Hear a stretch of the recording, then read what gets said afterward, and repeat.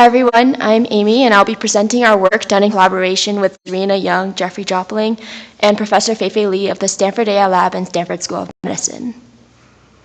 So annually, 7 million patients suffer surgical complications, and about half of them are estimated to be preventable. And that's because many of them are caused by poor individual and team performance. So one main challenge to this problem is that surgeons lack individualized feedback and also receive no formal feedback on their operative performance.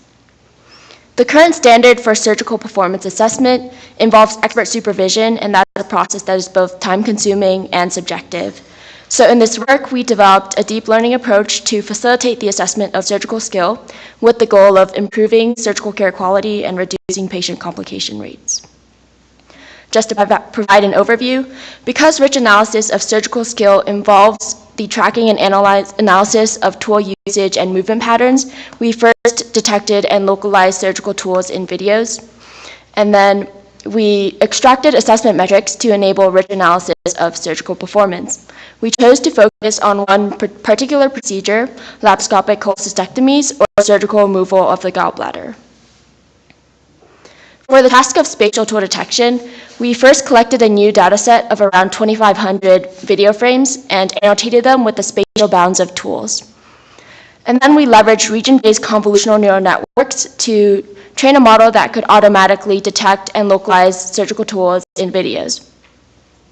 We achieved state-of-the-art results on this task, outperforming both previous studies on a similar task of tool presence detection and setting a new benchmark for this new task of tool localization. And then we used our tool detection model over time to further characterize tool movements, and we extracted rich assessment metrics that we found to be reflective of key aspects of surgical skill.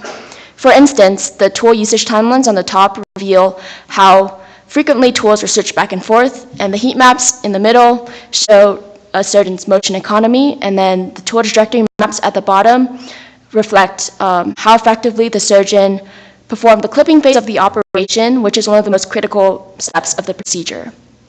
In these examples in particular, we found the surgeon in testing video 2 to have operated with the greatest motion economy and also to have deftly performed the clipping phase.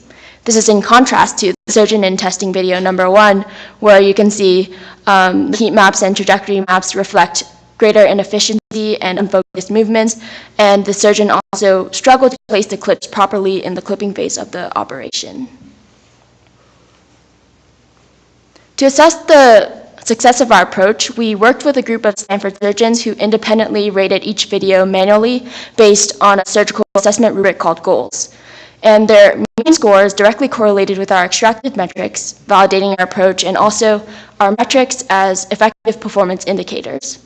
Overall, we demonstrate the ability of spatial tool detection to lay the foundation for richer analysis of surgical skill.